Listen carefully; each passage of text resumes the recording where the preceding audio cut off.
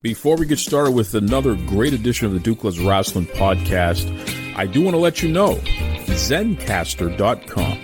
That's right, Zencastr.com. They are without a doubt my favorite website to head over to for all of these great conversations that you hear on the Duke Loves Rasslin podcast. Superior quality in sound. Also, they have a great video option as well if you need to record your videos. But the best part about it is the files are all split separately into MP3s. So you can edit them separately, you can put them together, do whatever you got to do. The main idea is Zencastr. Zencastr.com. That's Zencastr. For all of your podcasting, video conferencing, even if you just want to have a great conversation with your loved ones. All your needs there online for communication, Zencastr has you covered. That's right.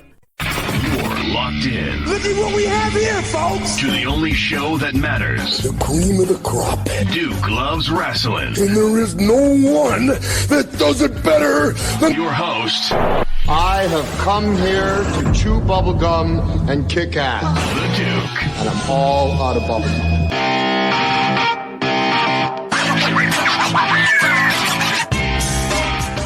Welcome to a special edition of the Duke Loves Rasslin podcast. Brothers, sisters, non-binaries, extraterrestrials, and everybody in between. We are going to celebrate the life of Jay Briscoe. You know, the Ring of Honor legend who unfortunately was taken from us this week in a tragic car accident. On this episode, I've invited three former guests Duke Loves Rasslin podcast who have various experiences with Jay, specifically the Black Nature Boy Scoot Andrews, who shared various locker rooms and helped mentor Jay in wrestling. We have Rob Feinstein, who is the original owner, creator of Ring of Honor, someone who gave Jay and Mark Briscoe, really their first big break in wrestling. And we're going to round it out with Rudy Boy Gonzalez, the trainer of champions, someone who, again, was at the first Ring of Honor show with all of his students and has some pretty neat perspective about Jay and just the wrestling industry in general, as someone who's been in the industry for over 40 years. So this is 110% about celebrating Jay and listening to these folks share their experiences. You're not going to hear much from me other than right now, and then I'll close it out. But I do want to point out that there is a campaign created on the website Give, Send, Go. Okay, it was created by Josh Wharton. This is the only campaign that's been approved by Jay Briscoe's family. So I'll read. It says, on the evening of January 17th, our community and friends across the world were left in shock after the news of the passing of Jamin, which is Jay Briscoe, a man who made everyone around him a better person. The Pugh family's world has shifted, and with that, there will be many unforeseen expenses. We have set this page up with the approval of the family to help ease any burden that may arise from this tragedy. It's been heartwarming to read all the stories of those who interacted with Jamin, and his impact was felt across the world. Please continue to pray for the Pugh family and all of their children. So for anyone who wants to leave a donation, prayer requests, and what have you, Give, Send, Go is the website. It'll be in the show notes, of course. So obviously, it'll be on the social media. I'll post it there as well in the notes for this episode. So with that said, we're going to start with the Black Nature Boy, Scoot Andrews. Pugh family, this is the Black Nature Boy, Scoot Andrews. I would like to send my heartfelt condolences to your entire family from mine. Jay was an outstanding individual, and he will be missed. My wife has looked at me over the last few days and can see the hurt in my eyes. So I know you guys are hurting way more than I am. So God bless you. And again, condolences from my family to yours. 2000 Super 8. My first venture into the Northeast, working for Jim Kettner. The Briscoes were on there. I believe they were one of the tag matches in between the tournament matches. And I was just marveled at these two very young, super skinny kids that were so well trained, and they were just so humble and asking for advice from everyone and writing stuff down and watching every match with, big eyes, trying to learn something. And they were amazing. I didn't watch a lot of wrestling after I retired for probably about a 10-year span there, where I really didn't look at anything. And then when I started to re-engage with it, and I see the Briscoes on ROH, and I'm like, who the heck are those two guys? That's not the same Briscoes that I remember. So, I started going back and looking at tape, and I'm like, oh my God, they have grown up. That is them. And they were so freaking good. I've never seen a tag team that I've been around that has evolved into something so good. I mean, they were good before, but what they evolved into was it's mind blowing. So when people use the words legendary, they use that very loosely in our business, but they are a legendary tag team on the independent scene. They the ROH and the TNA scene as well. So they were amazing. And it's funny because on Twitter, I just got a wild hair one day, and I just sent them a direct message to them boys. They replied immediately, and they're like, "Oh my God, Scoot, it's good to hear from you.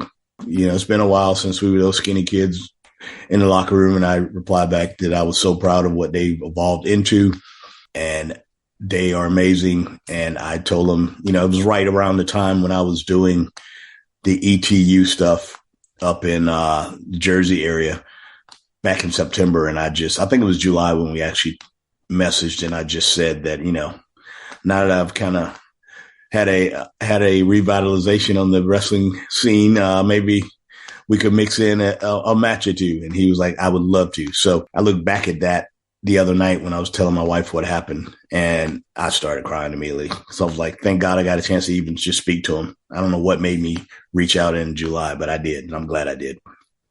This business is tough. So, we lose people.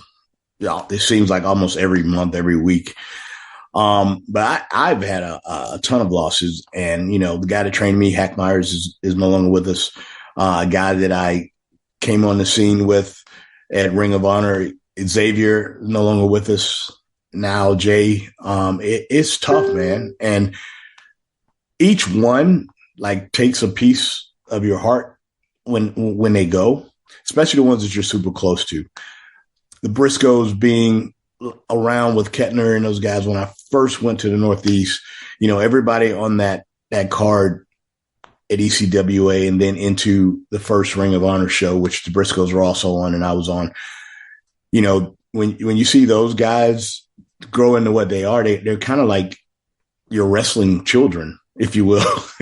At my age, at 55 years old, almost 56, coming up in June, they were like super young, and you kind of take them under your wing and you try to help them as much as you can. And, and to watch them blossom like they did, man. And then now to have Jay be taken away so young, it's, you look at the fact he's got a family, he's got 2 beautiful daughters, son, a wife, and, Mark's got a big family. The whole Briscoe family or the Pugh family is, and you see the pictures and you hope that he would grow up to be a great man and a great husband and a great father, because this industry is short on that. And it seems like he did, which even makes me warms my heart even more because, being a family man myself, to see anyone that I came across be able to have a family and still be a part of this business is priceless. So, and that was a long-winded answer, but every time one goes, man, it takes a little bit of me with him. Jay, you're going to be missed, my brother. Thank you for, replying back to my message and making this old guy feel special again. Just know that I am one of hundreds, if not thousands of wrestlers around this planet that are mourning you right now, man. And that speaks volumes to who you were. I know you're up there. I know your faith was big with you, so we know where you are. Just, man, looking down, I thank you for being a part of my life and a part of my wrestling journey. I hope you feel the same about me, man. Godspeed and bless your family. Solid words there from the Black Nature Boy, Scoot Andrews. You know, a guy who shared locker rooms with the Briscoes and was a veteran in the locker rooms with these guys, and a lot of perspective, a lot of respect, mutual respect amongst them. Over 15 years age difference there.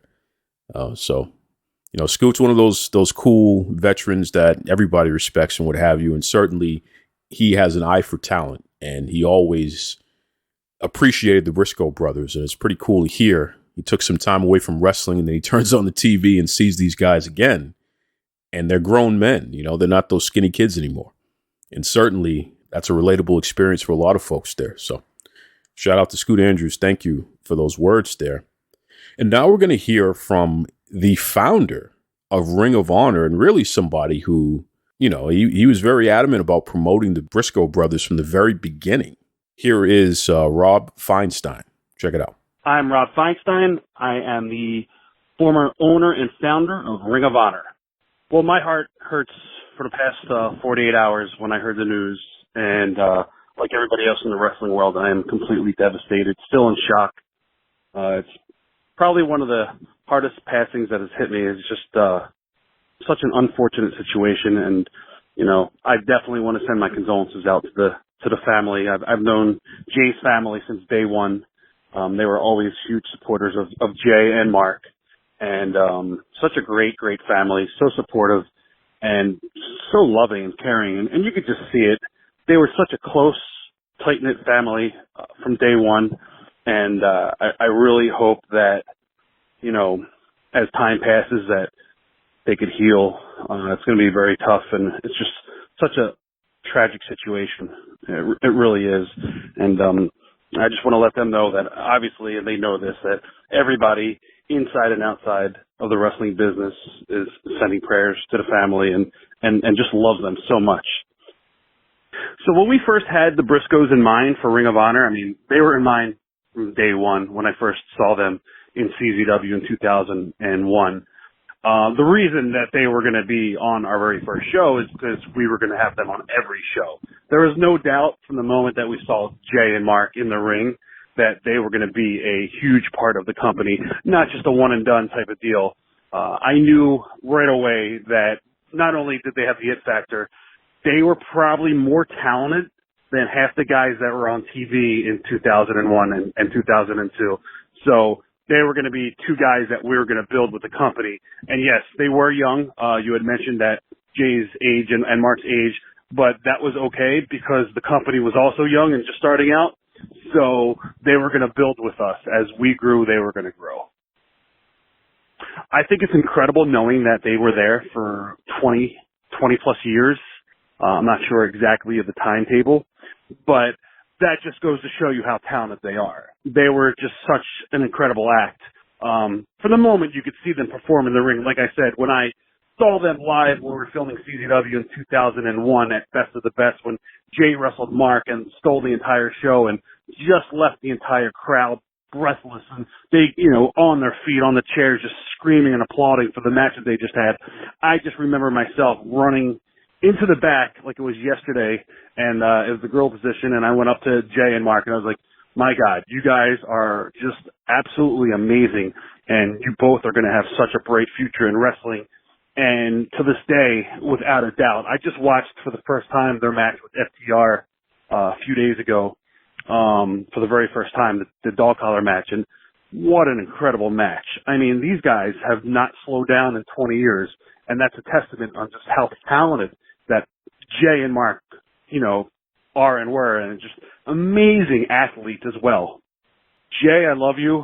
You did so much for the company. I'm glad I got to know you. I'm a better person because of that.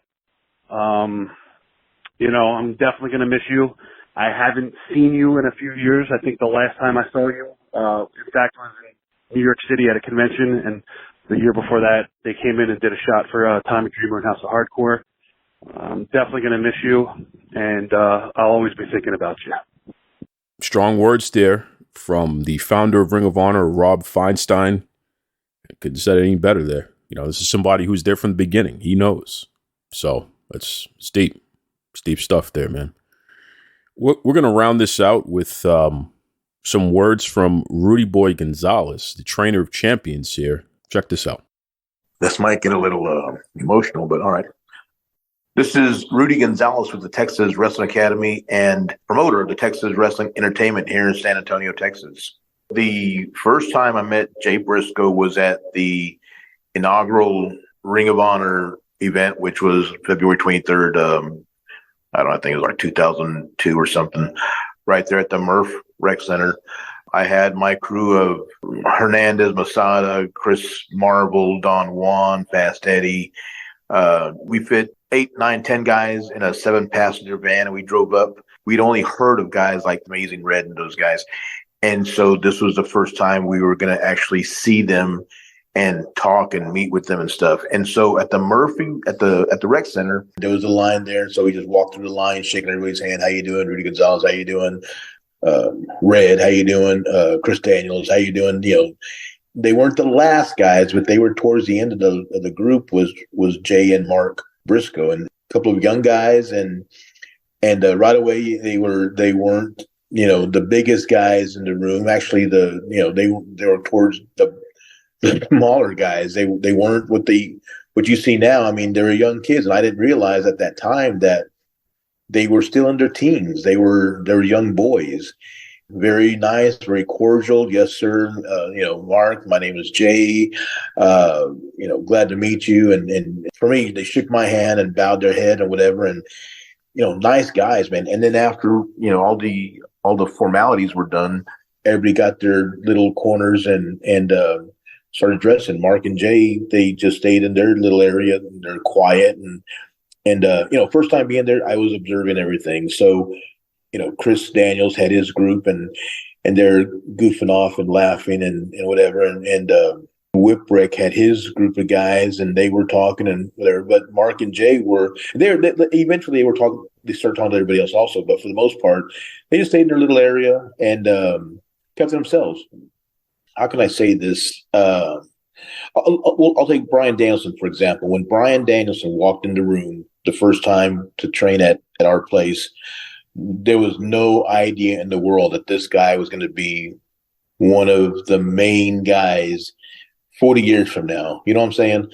I mean, like I said, the kids, Jay and Mark, sat in the corner and I don't think neither one of them weighed more than 170, 180 pounds. They weren't very big kids at all. So if you would have told me then, hey man, these guys are going to be major tag team players in the wrestling world down the road, I would like kind of laugh about it because that wasn't what you saw. But then again, they were young kids.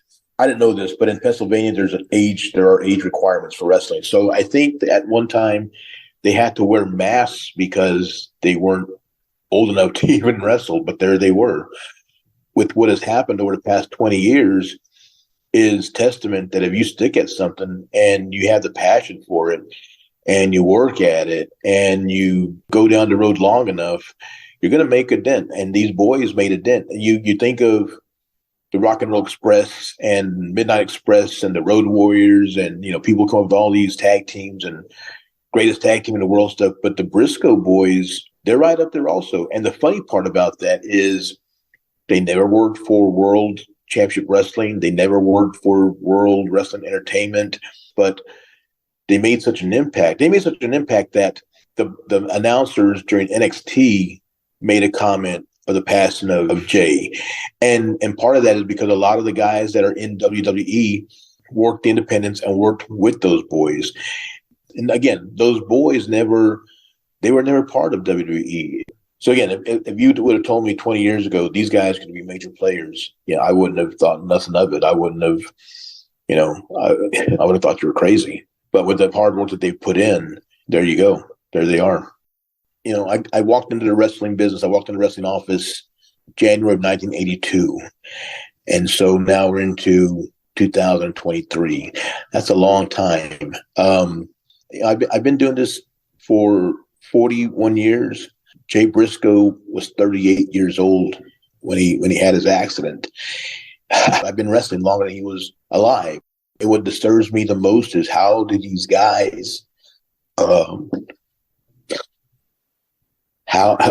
is it so hard for the guys and girls that get into pro wrestling? Why is it so hard for them to get to the other end of the road? They start, but a lot of guys don't make it to the end. Guys like myself and Dusty Wolf and Ricky Morton and some of these older guys, we're blessed because we're still around, and there's so many others that just aren't doing it, and that just bothers me to no end.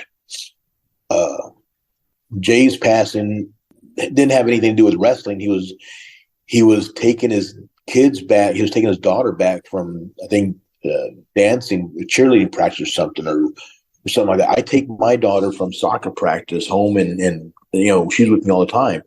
So that hit very close with me because he wasn't even doing anything wrestling wise. He wasn't doing any crazy stunts. He was just doing the family thing.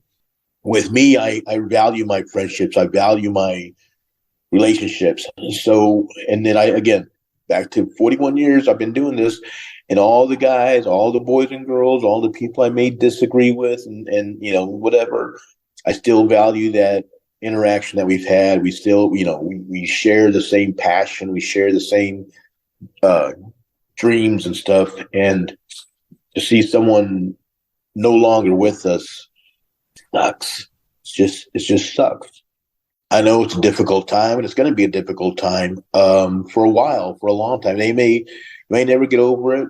It's understandable, but there's always people that are around the family that they can reach out to, friends, fans. They got to know that, just as I said earlier, even though Jay was never part of a big major promotion, he was a main event player in our business, and always keep that in mind. And Jay was a good dude. I hope everybody finds peace and just know that he's in a better place. Thank you, Rudy, for your words there. It's not easy. It's not easy. And as somebody who personally, I traveled from Boston to Philadelphia to be part of that first Ring of Honor card. The Era of Honor begins. And, even before that, being part of the RF Video newsletter and doing the tape trading and giving opinions on all the different wrestlers on the indie scene who we'd love to see on one massive supercard and what have you. This is the beginning of the internet. We had the chat rooms and stuff that we take for granted, instant messenger and all that stuff that we're doing now on Twitter and Facebook. That stuff was in its infancy. We had AOL instant messenger and Yahoo and some of these other things, geosites and what have you.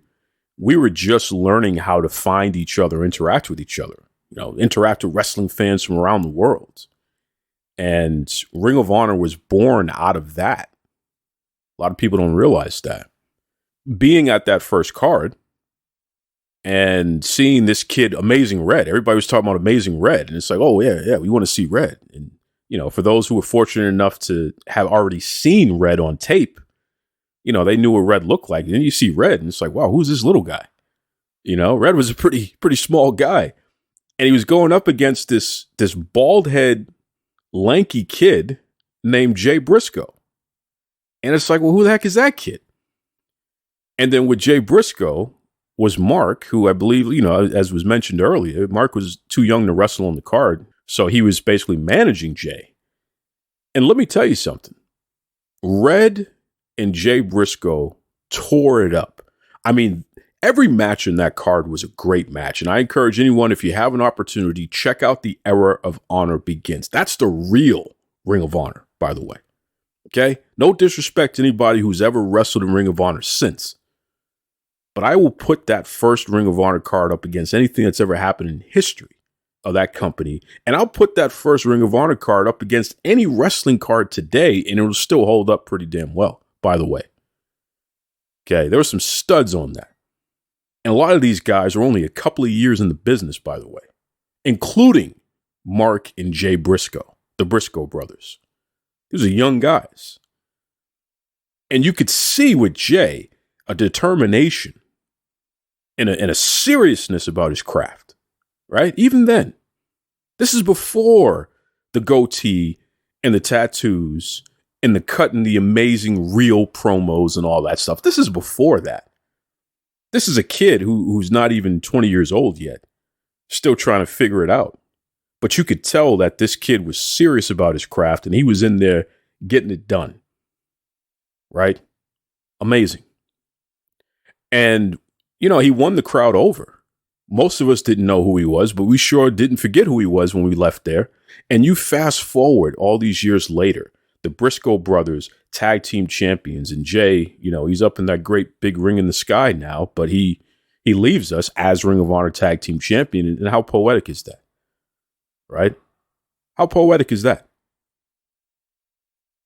There is no doubt that the Briscoe brothers are one of the greatest tag teams in history and certainly one of the greatest tag teams of this generation. There are only a few tag teams who could even stack up. Let's be real here. How many tag teams can cut as good of a promo, can wrestle as good of a match, and can get fans as passionate as the Briscoe brothers? You could only name a few. Let's be real here. You can only name a few. Come on. Right? The Usos, the New Day, the Young Bucks, and the Briscoes. Maybe FTR. They're getting there, but they're not all the way there yet. They're not on that level yet. No disrespect. Certainly, their matches with the Briscoes are some of the best wrestling we've seen in years, by the way, from anybody. So they're on their way. But the point is the point. The Briscoes were that damn good. And oh, by the way, it's not like they were ever in the WWE. It's not like they were ever in AEW. Right? But they made that type of impact. They had that type of influence on everybody. You listen to a Jay Briscoe. Listen, I played a couple of Briscoe brothers promos that I pulled off of YouTube. Played it for my bodyguard. And she's sitting there. Not a wrestling fan. Puts up with it because of me, but not a wrestling fan. But she's listening to these promos and she's like, damn, they're real. Wow. She was just completely captivated by these guys. Because you look at them and it's like, wow, these are some rough and tumble dudes here. And you listen to what they're saying and it's like, oh, Jesus, I kind of believe that he's going to beat the hell out of somebody. And then if you watch any of their matches, even just watching the clips and you see what they can actually do in the ring, they translate their words pretty damn well physically, don't they? Right? Everything they say they're going to do, they can get it done in the ring. Just incredible. Very few teams are like the Briscoe brothers in the history of the industry. Very few. I would say that the Briscoe brothers, in terms of realism, the closest that I can come up with is the Road Warriors. I mean, they had that type of realism and that type of feeling of, I think I'm going to see something very violent and very dangerous in that ring, but I think I'm going to like it too. Right? That's the impression that the Briscoe brothers have put on us, the fans. So I say this in closing. I encourage everybody out there, if you can donate anything, please, by all means, check out that Give, Send, Go site. Once again, it's in the show notes. It's on the social media posts. Josh Wharton, Wharton. He's a person who created the campaign, so please check it out. If you can give that way, please do. But in addition to that, and aside from that, for those who maybe you can't give that way, I need everybody. Go to YouTube, go to the Ring of Honor pages, go to all the different indie pages. Watch Briscoe brothers matches. Watch Jay Briscoe matches. Keep Jay Briscoe's name at the tip of your tongue forevermore. Allow history to continue to celebrate this amazing talent. Seriously. Because, Jay has earned that. And with his brother Mark, the Briscoe brothers have earned that.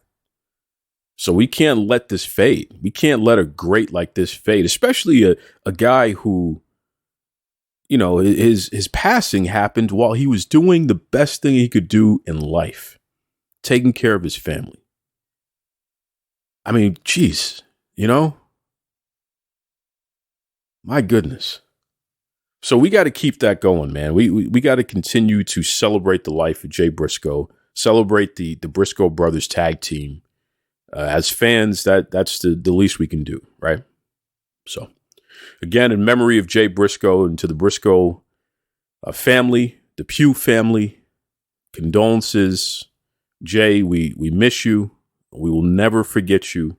We will continue to speak of you so that you continue to live forevermore as a legend that you are. Folks, until next time, be kind to yourselves and then be kind to others. Take it away, Tony Schiavone. This is Tony Schiavone, and we're desperately out of time on Duke Loves Wrestling.